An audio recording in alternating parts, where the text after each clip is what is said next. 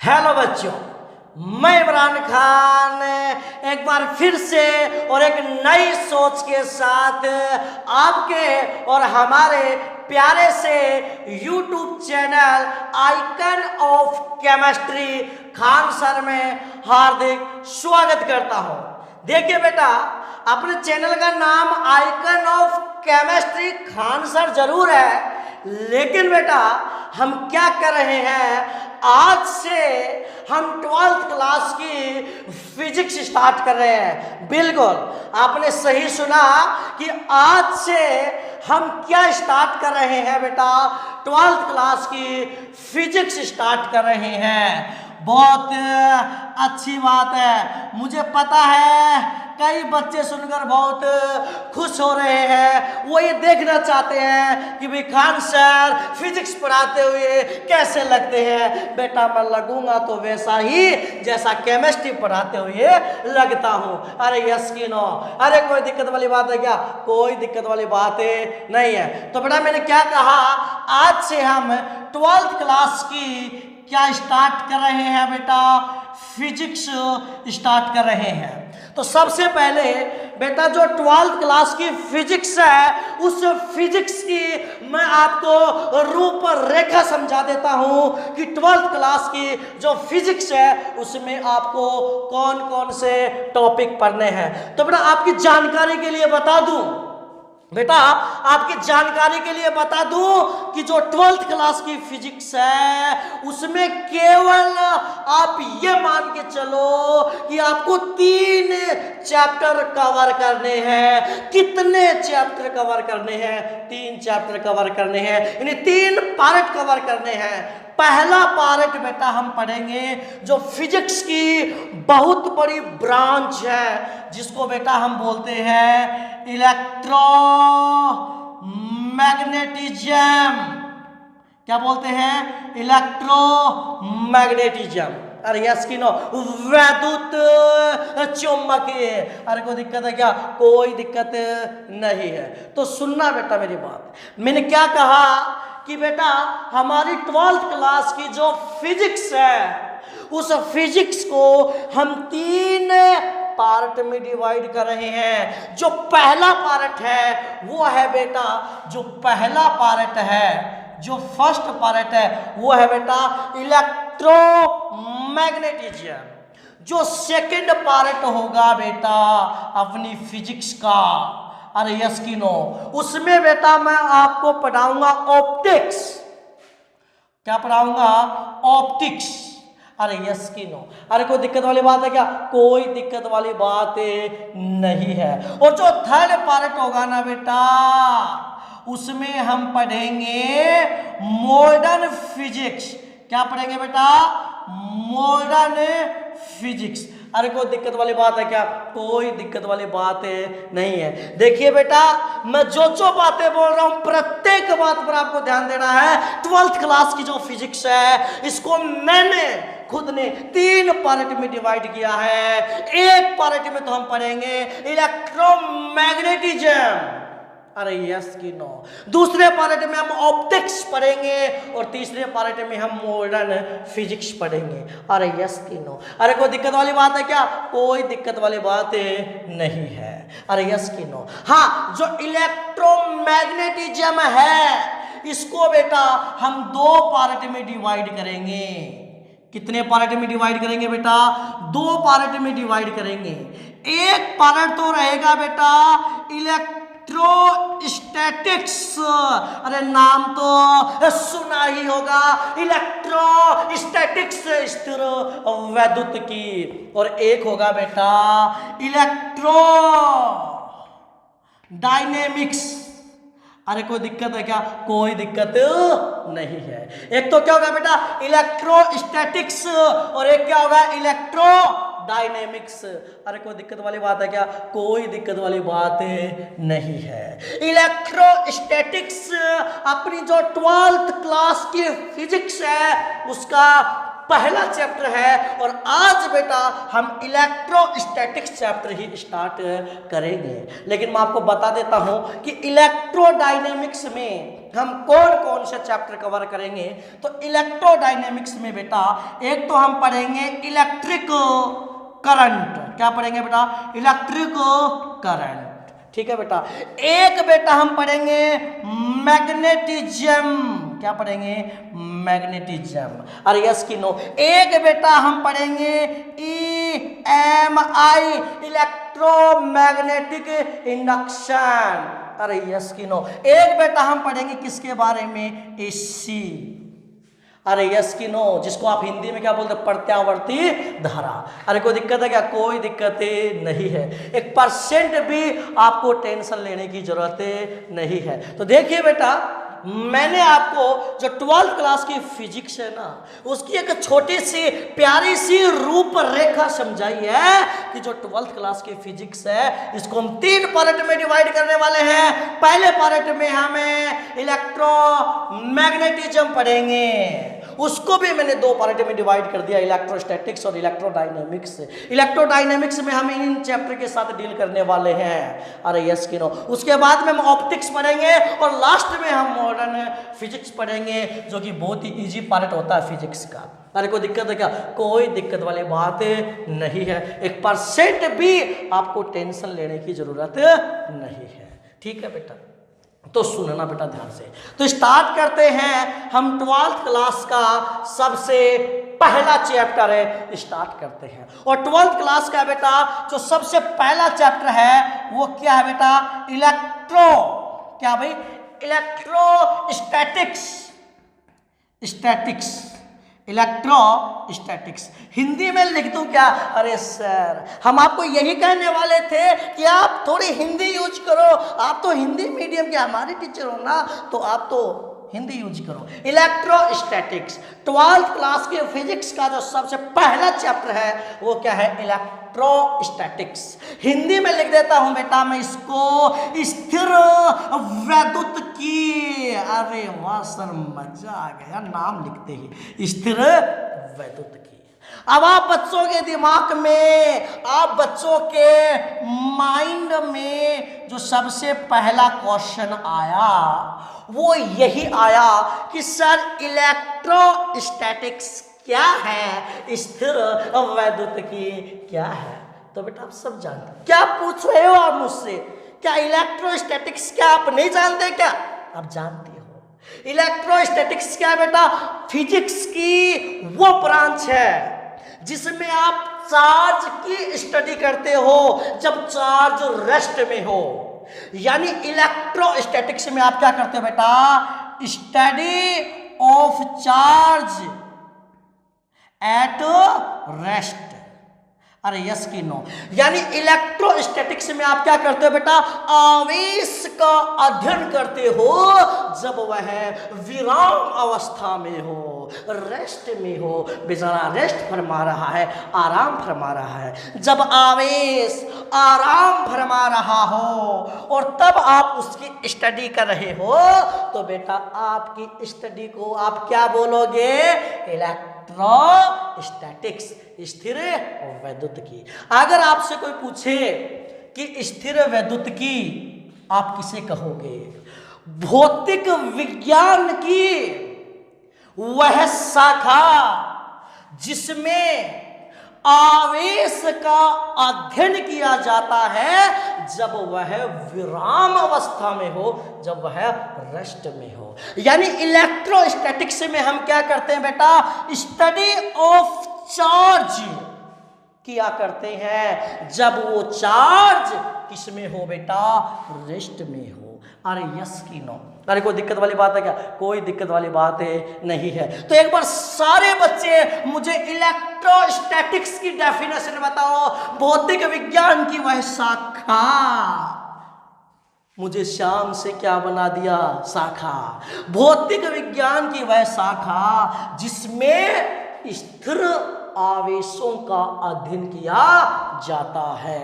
अरे कोई दिक्कत है क्या? क्या कहलाती है बेटा? इलेक्ट्रोस्टैटिक्स कहलाती है। अरे यस कि नो? यानी कहने का मतलब ये है कि भाई इलेक्ट्रोस्टैटिक्स क्या है, ये बात तो बेटा आपके समझ में आ गई। लेकिन इलेक्ट्रोस्टैटिक्स में जब हमने इसकी डेफिनेशन पढ़ी तो इसमें नाम आ रहा है study of charge. Study of charge मतलब आवेश का अध्ययन। आवेश का अध्ययन हिंदी में लिख दूंगा मैं। रेस्ट का मतलब विराम अवस्था। अरे कोई दिक्कत है क्या? कोई दिक्कत नहीं है, ठीक है ना। तो इलेक्ट्रोस्टैटिक्स क्या होती है तो आपको पता चल गया। लेकिन इलेक्ट्रोस्टैटिक्स में एक वर्ड आ रहा है study of charge at rest, ठीक है। In study of charge, charge का अध्ययन, आवेश का अध्ययन। इसका मतलब इलेक्ट्रोस्टैटिक्स तो हमें बाद में पूरा क्लियर होगा, पहले हमें थोड़ा बहुत नॉलेज किसका होना चाहिए? चार्ज का। किसका होना चाहिए? चार्ज का। तो बात करते हैं चार्ज। हिंदी में क्या बोलोगे रे? आवेश। अब मेरा बेटा आपसे ये क्वेश्चन है कि आवेश क्या है? आवेश क्या है? अब कई बच्चे बोलेंगे सर आवेश चार्ज है। मैं पूछूंगा चार्ज क्या? सर चार्ज आवेश है। अरे नहीं बेटा, मैं क्लास में जितने भी बच्चे बैठे हैं उस प्रत्येक बच्चे से मेरा क्वेश्चन है कि चार्ज क्या होता है, आवेश क्या होता है। प्रत्येक बच्चे से मैं ये क्वेश्चन पूछ रहा हूं। कमेंट बॉक्स में मेरे को आंसर चाहिए। मैं 1 मिनट का टाइम देता हूं आपको। ये लो, आपका टाइम शुरू होता है अब। बताओ बेटा, बताओ। हाँ लिखो लिखो लिखो, आप लिखो भाई, चार्ज की डेफिनेशन लिखो, चार्ज की डेफिनेशन लिखो। बिल्कुल, कई बच्चे लिख रहे हैं भाई चार्ज की डेफिनेशन। अब देखो, मैं जो डेफिनेशन लिख रहा हूं, क्या आपकी डेफिनेशन उससे मैच हो रही है क्या? तो सुनना बेटा, देखो मैं क्या लिख रहा हूं। पहले मैं लिख दूं बेटा, पहले मैं लिख देता हूं। अरे कोई दिक्कत है क्या? कोई दिक्कत नहीं है। बताओ रे मैंने क्या लिखा है? क्या भाई? इंट्रिंसिक, ठीक है ना भाई। इंग्लिश में तो मेरे भी हालात कैसे आप जानते ही हो। मैंने क्या लिखा जरा बताना। मैंने क्या लिखा है? Intrinsic property, property of matter. यानी हिंदी में कहूं तो ये पदार्थ का एक मूलभूत गुण है। पदार्थ का क्या बेटा? ये मूलभूत गुण है। क्या बेटा? पदार्थ का मूलभूत गुण है। अब आप सभी बच्चों के दिमाग में क्वेश्चन आ रहा है कि सर ये इंट्रिंसिक क्या है? क्या है? इंट्रिंसिक क्या है? इसका मतलब है बेटा, इंट्रिंसिक का मतलब क्या है? इसका मतलब यह है कि जिसके अंदर कुछ भी ना हो, जिसके अंदर कुछ भी ना हो, कुछ भी ना हो, या जिसके ऊपर हम रिसर्च नहीं कर सकते, रिसर्च नहीं कर सकते, उसे बेटा हम क्या बोलते हैं? इंट्रिंसिक बोलते हैं। अरे कोई दिक्कत है क्या? कोई दिक्कत नहीं है। तो बेटा यदि आपसे कोई पूछे कि चार्ज क्या है, तो इंग्लिश मीडियम वाले बच्चों चार्ज क्या है जरा मेरे को बताओगे क्या? इंट्रिंसिक प्रॉपर्टी ऑफ मैटर, ये पदार्थ का मूलभूत गुण है। मूलभूत का मतलब क्या? जिसके अंदर कुछ नहीं है, जिसके ऊपर हम रिसर्च नहीं कर सकते। मूलभूत का मतलब क्या है? जिसके अंदर कुछ नहीं है, जिसके ऊपर हम रिसर्च नहीं कर सकते। For example, for example, for example, for example जैसे मास, मास, 1 मैन आर्मी, मास। अब ये मास समझते ना, द्रव्यमान, मास, ठीक है ना। और दूसरा है बेटा, आगे बताई ही है, चार्ज। क्या है भाई? Charge, mass and charge, mass and charge. अरे एक बात बताओ, मास के अंदर क्या है, कुछ नहीं पता। चार्ज के अंदर क्या है, कुछ नहीं पता। अबे मास के अंदर क्या है, नहीं पता। चार्ज के अंदर क्या है, नहीं पता। यानी मूलभूत का मतलब यह हो गया कि जिसके अंदर कुछ भी ना हो, जिसके अंदर कुछ भी ना हो और जिसके ऊपर हम रिसर्च नहीं कर सकते, उन्हें बेटा हम क्या बोलते हैं, मूलभूत। और इंग्लिश में क्या बोलते हैं, इंग्लिश में क्या बोलते हैं भाई, अब इंग्लिश में क्या बोलते हैं, इंट्रिंसिक। क्या बोलते हैं, इंट्रिंसिक। अबे कोई दिक्कत है क्या, कोई दिक्कत वाली बात है नहीं है। अबे मास के अंदर क्या है, हमें नहीं पता। चार्ज के अंदर क्या है, हमें नहीं पता। तो क्या है बेटा, क्या है बेटा, मास और चार्ज, द्रव्यमान और आवेश। मैं लिख देता हूं, द्रव्यमान, द्रव्यमान और आवेश दोनों ही क्या है बेटा, पदार्थ के मूलभूत गुण हैं। दोनों ही क्या है बेटा, पदार्थ के मूलभूत गुण हैं। ठीक है, अब थोड़ी सी बात कर लेते हैं और झंडू झंडू बातें कर लेते हैं। अगर आपसे कोई पूछे सिंबल ऑफ चार्ज, अबे समझ गए क्या, सिंबल ऑफ चार्ज बोले तो आवेश का प्रतीक। और बेटा आवेश का प्रतीक क्या होता है, कैपिटल क्यों, मुझे क्या पता। आवेश का प्रतीक क्या होता है, कैपिटल क्यों। अरे यस के नो, अरे कोई दिक्कत वाली बात है क्या, कोई दिक्कत वाली बात नहीं है। 1% भी आपको टेंशन लेने की जरूरत नहीं है। तो सिंबल ऑफ चार्ज, आवेश का प्रतीक क्या है, कैपिटल क्यू।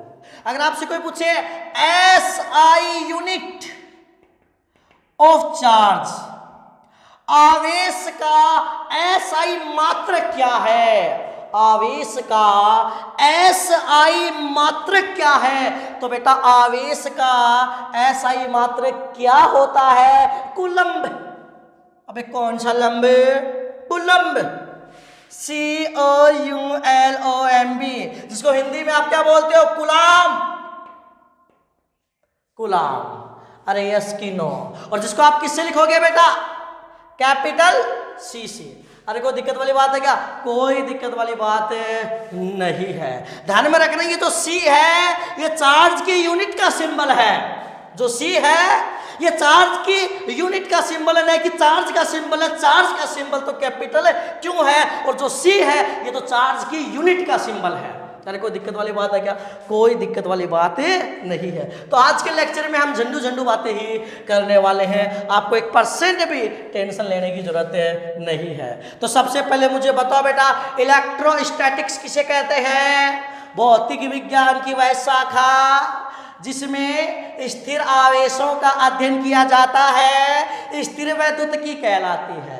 स्थिर वैद्युतिकी पढ़ने से पहले हमें थोड़ा बहुत नॉलेज किसका होना चाहिए, चार्ज का, आवेश का। आवेश क्या है, किसी भी पदार्थ का मूलभूत गुण है। मूलभूत का मतलब जिसके अंदर कुछ भी ना हो, जिसके ऊपर हम रिसर्च ही नहीं कर सकते, जैसे द्रव्यमान और आवेश। द्रव्यमान के अंदर क्या है, नहीं पता। आवेश के अंदर क्या है, नहीं पता। कोई पूछे मास क्या है, मास मास है। कोई पूछे चार्ज क्या है, चार्ज चार्ज है भाई। अरे कोई दिक्कत वाली बात है क्या, कोई दिक्कत वाली बात ही नहीं है। कोई पूछे आवेश का प्रतीक कैपिटल क्यों, आवेश की ऐसा इकाई कूलम। अरे कोई दिक्कत है क्या, कोई दिक्कत वाली बात ही नहीं है। और सुनना, जो चार्ज है, जो आवेश है, बताओ वो सदिश राशि है या अदिश राशि है। अरे स्केलर क्वांटिटी है या वेक्टर क्वांटिटी है, स्केलर। चार्ज क्या है बेटा, अदिश राशि है। चार्ज क्या है, अदिश राशि। आवेश एक अदिश राशि है। अरे कोई दिक्कत वाली बात है क्या, कोई दिक्कत वाली बात नहीं है। 1% भी आपको टेंशन लेने की जरूरत नहीं है। तो देखिए अब हम स्टार्ट करते हैं भाई, प्रॉपर्टीज। क्या भाई, प्रॉपर्टीज ऑफ चार्ज। ठीक है बेटा, प्रॉपर्टीज ऑफ चार्ज बोले तो आवेश के, किसके बेटा, आवेश के गुणधर्म, आवेश के गुणधर्म, प्रॉपर्टीज ऑफ चार्ज। तो सुनिएगा अभी, देखिए प्रॉपर्टीज ऑफ चार्ज, अबे कुछ भी नहीं है, वापस झंडू झंडू बातें करने वाला हूं, 1% भी टेंशन नहीं लेनी है। अबे यस कि नो, अरे कोई दिक्कत वाली बात है क्या? नहीं है। तो सुनना बेटा, सबसे पहली बात बेटा, और बेटा बेटा जो चार्ज होता है वो कितने टाइप के होते हैं भाई? अरे बेटा आवेश कितने प्रकार के होते हैं? तो आवेश आप कहोगे कि सर चार्ज है वो 2 टाइप के होते हैं, एक तो होता है पॉजिटिव चार्ज और एक क्या होता है बेटा, नेगेटिव चार्ज। एक तो क्या होता है बेटा, धनावेश, और दूसरा क्या होता है बेटा, ऋणावेश। धनावेश और दूसरा क्या होता है बेटा, ऋणावेश। अरे कोई दिक्कत वाली बात है क्या? कोई दिक्कत वाली बात नहीं है, 1% भी आपको टेंशन लेने की जरूरत नहीं है। तो देखिए बेटा हम क्या पढ़ रहे हैं, प्रॉपर्टी ऑफ चार्ज, आवेश के गुणधर्म। तो पहला गुण क्या है बेटा, आवेश 2 प्रकार का होता है, 1 नंबर धनावेश और 2 नंबर है ऋणावेश। एक पॉजिटिव चार्ज, एक नेगेटिव चार्ज। और आप सब जानते हो बेटा, प्लस प्लस के बीच में क्या होगी, दुश्मनी, माइनस माइनस के बीच में क्या होगी, दुश्मनी। प्लस प्लस क्या होंगे बेटा, दुश्मन, माइनस माइनस क्या होंगे, दुश्मन। तो बेटा प्लस प्लस और माइनस माइनस के बीच में क्या होगी बेटा, दुश्मनी। क्या होगी बेटा, दुश्मनी होगी, दुश्मनी। अरे कोई दिक्कत है क्या? कोई दिक्कत नहीं है। बता बेटा, प्लस माइनस के बीच में और माइनस और प्लस के बीच में क्या होगा बेटा, प्यार, मोहब्बत। अरे यस कि नो? अरे कोई दिक्कत है क्या? कोई दिक्कत नहीं है बेटा। आप छोटी क्लासों में पढ़कर आते हो, समान आवेशों में प्रतिकर्षण होता है और असमान आवेशों में आकर्षण होता है। अरे कोई दिक्कत है क्या? कोई दिक्कत नहीं है। इनमें इंसानों की तरह कोई अपवाद नहीं है, इनमें इंसानों की तरह कोई एक्सेप्शन नहीं है। अब दिमाग लगाते रहो। अरे बेटा की क्या बात समझ में? प्लस प्लस के बीच में दुश्मनी, माइनस माइनस के बीच में दुश्मनी, प्लस माइनस के बीच में प्यार, अच्छा वाला प्यार, माइनस प्लस के बीच में प्यार, अच्छा वाला प्यार। और इनमें इंसानों की तरह कोई अपवाद नहीं है। लगाते रहो दिमाग। अरे कोई दिक्कत है क्या? कोई दिक्कत वाली बात नहीं है। दूसरी बात कि बेटा जो चार्ज है ना वो वेग पर निर्भर नहीं करता है। चार्ज, ठीक है ना बेटा, डज नॉट डिपेंड्स, ठीक है ना, ऑन द वेलोसिटी। कि चार्ज है बेटा वो वेग पर निर्भर नहीं करता, ऐसे कह दूं कि स्पीड पर निर्भर नहीं करता। अरे कोई दिक्कत वाली बात है क्या? कोई दिक्कत वाली बात नहीं है। 1% भी आपको टेंशन लेने की जरूरत नहीं है। वैसे स्पीड और वेलोसिटी में क्या डिफरेंस होता, आप पढ़ के आते हो भाई। तो सुनना बेटा मेरी बात। तो दूसरी प्रॉपर्टी क्या बेटा, जो आवेश है उसका मान वेग पर निर्भर नहीं करता है। आवेश का मान वेग पर निर्भर नहीं करता है, जबकि द्रव्यमान है ना बेटा वो वेग पर निर्भर करता है। आपने 11th क्लास में एक फॉर्मूला पढ़ा होगा, m = m0 upon √1 - v² upon c²। अरे कोई दिक्कत वाली बात है क्या? कोई दिक्कत वाली बात नहीं है। अरे कोई दिक्कत है क्या? m0 क्या है बेटा? रेस्ट मास, विराम अवस्था का द्रव्यमान। अरे कोई दिक्कत है क्या? कोई दिक्कत नहीं है। m0 क्या बेटा? Rest mass. और m क्या है? वेरिएबल मास। क्या बेटा, वेरिएबल है मास। अरे कोई दिक्कत वाली बात है क्या?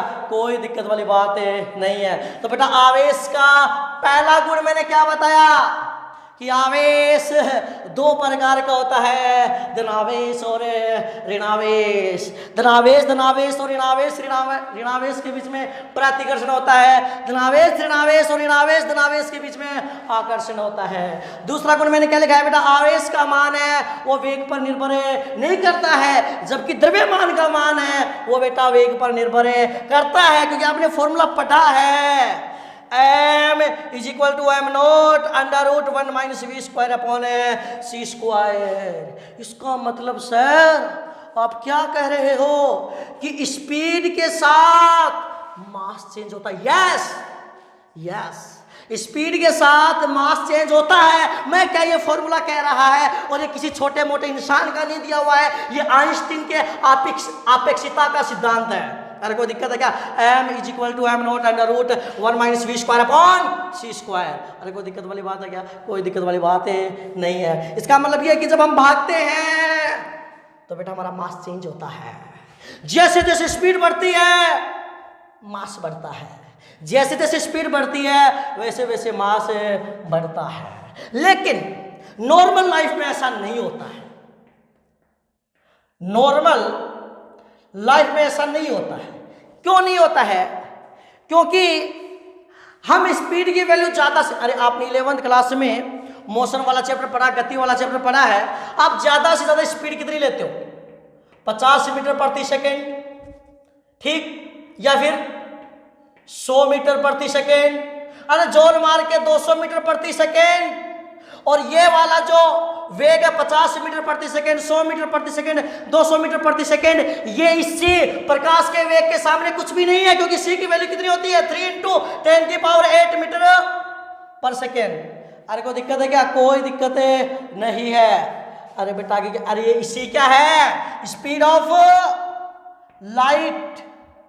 सी क्या है? स्पीड ऑफ लाइट है। तो मेरा कहने का मतलब ये है कि बिल्कुल वेग के साथ द्रव्यमान है वो प्रभावित होता है, वेग के साथ द्रव्यमान प्रभावित होता है। लेकिन नॉर्मल लाइफ में ऐसा नहीं होता है, क्योंकि नॉर्मल लाइफ में स्पीड क्या होती है? 50 मीटर पर सेकेंड, 100 मीटर पर सेकेंड, 200 मीटर पर सेकेंड। और ये वाली जो स्पीड है ये इस स्पीड के सामने तो कुछ भी नहीं है। इसीलिए बेटा जब यहां पर अपन बहुत कम वैल्यू रखते हैं, सुनना ध्यान से, यहां पर हम बहुत, इस वी की जगह हम बहुत ही कम वैल्यू रखते हैं और सी की जगह हम बहुत बड़ी वैल्यू रखते हैं। तो हम ये मानते हैं बेटा कि ये जो वी है ना ये सी के सामने कुछ भी नहीं है। इसलिए बेटा हम क्या करते हैं, इस वैल्यू को क्या मान लेते हैं? नेगलेक्ट मान लेते हैं, नगण्य मान लेते हैं। और जब नगण्य मानोगे तो यहां पर इसका मान कितना रखोगे? 0, 1 माइनस 0, 1 का रूट 1, तो m is equal to m not ही आ जाता है। हमें वो महसूस नहीं होता। जबकि इस चैप्टर में हम इलेक्ट्रॉन्स की स्टडी करेंगे, चार्ज की स्टडी करेंगे, और उनकी स्पीड बहुत ज्यादा होती है, 10⁶ मीटर पर सेकेंड उनकी स्पीड बहुत ज्यादा होती है। और वो जो उनकी स्पीड होती है ना बेटा, वो लाइट की स्पीड के समथिंग होती है, इससे थोड़ी कम होती है, लेकिन उसको हम नेगलेक्ट नहीं कर सकते। इसलिए बेटा इन चैप्टर में इस फॉर्मूले का फर्क पड़ेगा। अरे कोई दिक्कत है क्या? कोई दिक्कत वाली बात नहीं है। आगे ना बेटा बात समझ में। तो मैंने क्या कहा बेटा, आवेश का मान है वो वेग पर निर्भर नहीं करता है, लेकिन द्रव्यमान का जो मान है वो वेग पर निर्भर करता है। जैसे जैसे वेग बढ़ेगा वैसे वैसे द्रव्यमान भी बढ़ता है। लेकिन नॉर्मल लाइफ में ऐसा नहीं होता है। वो इसलिए नहीं होता क्योंकि नॉर्मल लाइफ में आप स्पीड ही बहुत कम यूज करते हो, 50 मीटर पर सेकेंड, 100 मीटर पर सेकेंड, 200 मीटर पर सेकेंड। और ये वाली स्पीड है, ये इस स्पीड के सामने कुछ भी नहीं है, नगण्य है।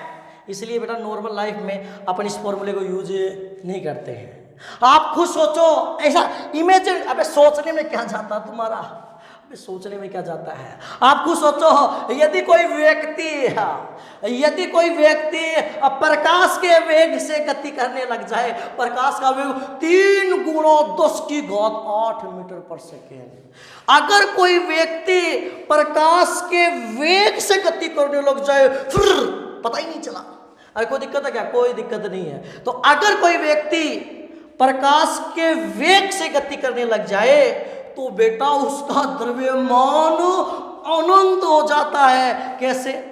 अगर कोई व्यक्ति प्रकाश के वेग से गति करेगा तो जो v है वो किसके बराबर हो जाएगा?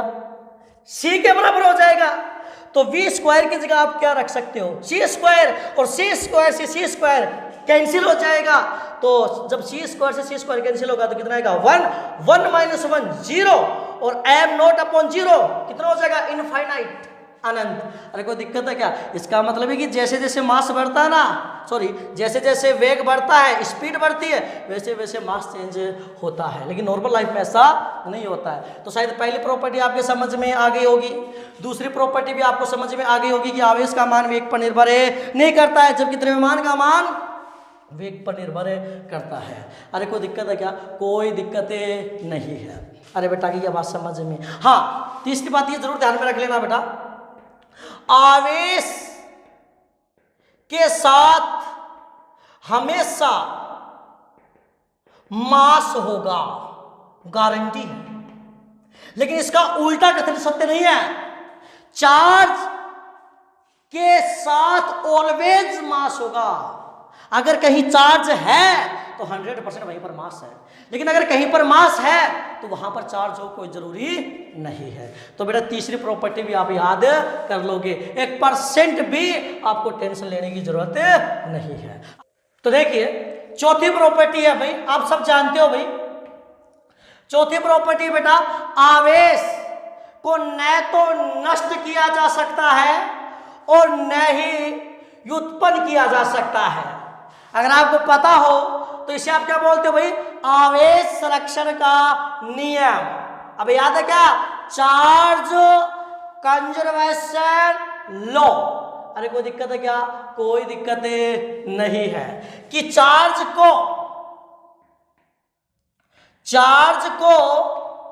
न तो नष्ट किया जा सकता है, चार्ज को न तो नष्ट किया जा सकता है और न ही व्युत्पन्न किया जा सकता है, व्युत्पन्न किया जा सकता है। अरे कोई दिक्कत है क्या? और इसे बेटा आप क्या बोलते हो? आवेश संरक्षण का नियम। क्या बोलते हो? आवेश संरक्षण का नियम। ठीक है। और इंग्लिश में आप क्या बोलोगे रे? चार्ज, अरे बोलो, चार्ज कंजर्वेशन। अबे पता तो है ना, चार्ज कंजर्वेशन लॉ। अरे कोई दिक्कत है क्या? कोई दिक्कत वाली बात नहीं है, आवेश संरक्षण का नियम कहते हैं। इसी बात को कहने का एक तरीका और भी है, अबे आप जानते हो ना, अबे इसी बात को कहने का एक तरीका और भी है, किसी विलगित निकाय का कुल आवेश, समझ में आता ना, किसी विलगित निकाय का कुल आवेश नियत रहता है। मैं लिख देता हूं, इसी बात को कहने का एक और तरीका है, किसी विलगित निकाय का, किसी विलगित निकाय का कुल आवेश नियत रहता है, नियत रहता है। ठीक ना? Total charge for an isolated system is constant, और इसको आप क्या बोलते हो? Charge conservation law. और समझ गए क्या? तो बताओ बेटा, जो चार्ज है, जो आवेश है, उसकी चौथी प्रॉपर्टी क्या है? आवेश को न तो नष्ट किया जा सकता है और न ही व्युत्पन्न किया जा सकता है। इसे आवेश संरक्षण का नियम कहते हैं। या फिर इसी बात को कहने का एक और तरीका, किसी विलगित निकाय का कुल आवेश नियत रहता है। Total charge for an isolated system is constant. और इस रूल को आप क्या बोलते हो? Charge conservation law. अरे कोई दिक्कत है क्या? कोई दिक्कत नहीं है, 1% भी आपको टेंशन लेने की जरूरत नहीं है। अरे बेटा आगे की बात समझ में ठीक है। जैसे इसी बात को मैं आपको एक क्वेश्चन से समझाता हूं, और ये क्वेश्चन बेटा AIEEE में पूछा हुआ है। AIEEE ठीक है ना। यही क्वेश्चन PMT में भी पूछा हुआ है। अरे समझ गए क्या? अरे कोई दिक्कत वाली बात है क्या? कोई दिक्कत वाली बात नहीं है। बहुत सिंपल और बहुत झंडूसा क्वेश्चन है, और वो क्वेश्चन मैं आपको करवा रहा हूं। हो सकता है कि संख्याएं चेंज हो गई, तो सुनना बेटा ध्यान से। क्वेश्चन ये था कि आपके पास एक बॉडी है। बॉडी बोले तो वस्तु है, ठीक है ना बेटा। आपके पास एक बॉडी है, बॉडी बोले तो वस्तु है, जिसमें 3 चार्ज है। एक तो है Q1, ठीक है बेटा, एक क्या है Q2 और एक क्या है Q3। Q1 का मान है प्लस का 2 कूलम, Q2 का मान है प्लस का 3 कूलम, और Q3 का मान है माइनस का 4 कूलम। आपके पास एक ये वस्तु है। इस वस्तु के साथ आपने कुछ किया, कुछ क्या किया भाई? कुछ भी किया होगा, ऐसे हिलाया, कुछ भी किया होगा मान लो। इस वस्तु के साथ में आपने क्या किया बेटा? कुछ क्या किया? कुछ किया। जैसे ही आपने इस वस्तु के साथ में कुछ किया, तो पता क्या हुआ? सुना ध्यान से। जो Q1 है ना, वो तो होगा Q1 डैश, और उसका मान हो गया प्लस का 3 कूलम। और जो Q2 है ना, वो हो गया Q2 डैश, और उसका मान हो गया माइनस का 4 कूलम। और जो Q3 है ना, आपको Q3 डैश का मान बताना है। तो आपको पता है वस्तु के साथ चाहे आप कुछ भी करो, वस्तु के साथ चाहे आप कुछ भी करो, उसका जो टोटल चार्ज है वो तो नियत रहेगा ना। तो यहां पर मैं क्या लिखूंगा बेटा? आवेश संरक्षण के नियम से, आवेश संरक्षण के नियम से। और आवेश संरक्षण का नियम क्या है? किसी विलगित निकाय का टोटल चार्ज नियत रहता है। यानी बोले तो Q1 plus Q2 plus Q3 is equal to Q1 dash plus Q2 dash plus Q3 dash. मान रख दो रे, इसका कितना एक बार में कूलम नहीं लिख रहा। 2 प्लस 3 माइनस 4, यहाँ पे क्या आएगा रे? 3 माइनस 4 प्लस Q3 डैश। तो क्या होगा बेटा? 2 और 3 5, 5 माइनस 4 1। बोले तो इधर कितना आएगा? 3 में से 4 गया तो -1 प्लस Q3 डैश। ये इधर आया तो कितना हो जाएगा? 1 प्लस 1। बोले तो Q3 डैश का मान कितना आ जाएगा? 2 कूलम। अरे कोई दिक्कत वाली बात है क्या? कोई दिक्कत वाली बात नहीं है। 1% भी आपको टेंशन लेने की जरूरत नहीं है। तो शायद आपको ये चौथी प्रॉपर्टी भी समझ में आई होगी। अब हम 5वीं प्रॉपर्टी स्टार्ट करते हैं। और जो 5वीं प्रॉपर्टी है, ध्यान सुनना भाई, जो 5वीं प्रॉपर्टी है वो है बेटा, इसको मैं हेडिंग के थ्रू समझा रहा हूं, वो है आवेश। पहले मैं लिख देता हूं। 5वीं प्रॉपर्टी है कि आवेश एक क्वांटीकृत राशि है। आवेश एक क्वांटीकृत राशि है। अब देखिए, मैं आपको एक टॉपिक समझाता हूं भाई, और वो आप सब जानते हो। मैं क्या स्टार्ट करने वाला हूं? आवेश का क्वांटीकरण। देखिए बेटा, समझते हैं भाई आवेश का क्वांटीकरण। सबसे पहले आप मुझे ये बताओ कि क्या क्लास में बैठे प्रत्येक बच्चे को क्वांटीकरण का मतलब पता है क्या भाई? क्वांटीकरण का क्या अर्थ होता है? देखिए बेटा, क्वांटीकरण का अर्थ होता है कि आपके पास कोई भी चीज, ठीक है ना, कोई भी चीज यदि फिक्स अमाउंट में है, फिक्स मात्रा में है, तो उसको बेटा आप क्या बोलते हो, क्वांटीकरण। यानी क्वांटीकरण का मतलब है कि आपके पास कोई भी चीज यदि फिक्स मात्रा में है तो उसको बेटा आप क्या बोलते हो, क्वांटीकरण। क्या बोलते हो बेटा, क्वांटीकरण। जैसे फॉर एग्जांपल आप ऐसे सपोज करो कि आपके पास एक बाल्टी है, ठीक है, आपके पास एक बाल्टी है और उस बाल्टी में मान लो आपने बहुत सारे मोबाइल डाल दिए। मैं आपसे कहूं कि बेटा एक मोबाइल निकाल, आप निकाल लोगे। मैं आपसे कहूं बेटा 2 मोबाइल निकालो, निकाल लोगे। मैं आपसे कहूं बेटा 5 मोबाइल निकालो, निकाल लोगे। लेकिन यदि मैं आपसे कहूं कि बेटा 2.5 मोबाइल निकाल, 1.5 मोबाइल निकाल, 7.5 मोबाइल निकाल, क्या आप निकाल पाओगे? क्या नहीं निकाल पाओगे। इसका मतलब यह है कि उस बाल्टी के अंदर से आप मोबाइल पूर्ण गुणज के रूप में निकाल सकते हो। 1 निकाल सकते हो, 2 निकाल सकते हो, 3 निकाल सकते हो, 4, 5, ये मतलब कि पूर्ण गुणज के रूप में निकाल सकते हो। क्या आप 1.5 मोबाइल, 2.5 मोबाइल, 5.5 मोबाइल निकाल सकते हो? क्या नहीं निकाल सकते। तो ठीक उसी प्रकार आवेश के क्वांटीकरण की कहानी है। क्वांटीकरण का अर्थ होता है कि कोई भी चीज आपके पास फिक्स मात्रा में है, ये होता है क्वांटीकरण।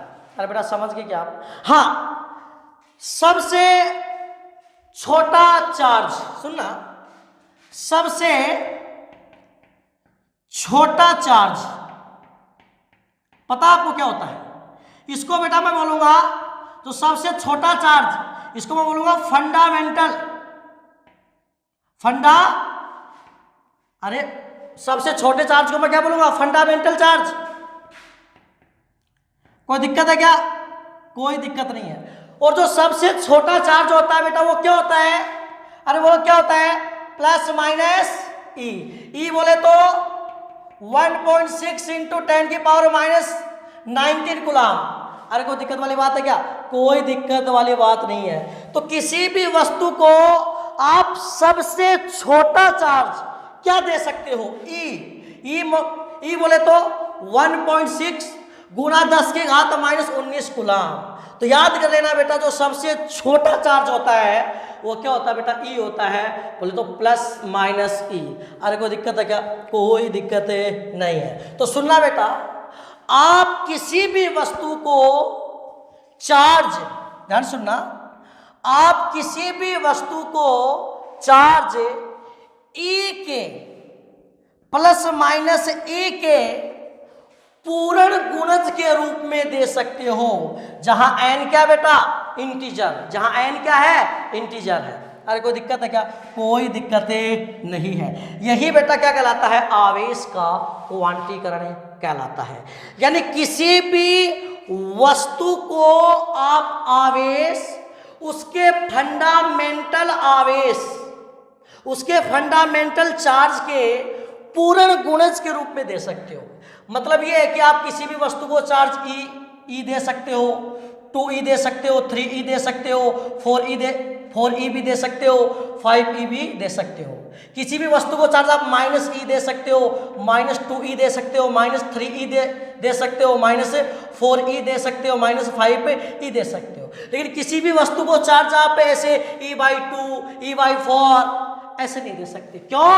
ये आवेश एक क्वांटीकृत राशि है, अर्थात किसी भी वस्तु को आवेश उसके फंडामेंटल चार्ज के पूर्ण गुणज के रूप में ही दिया जा सकता है।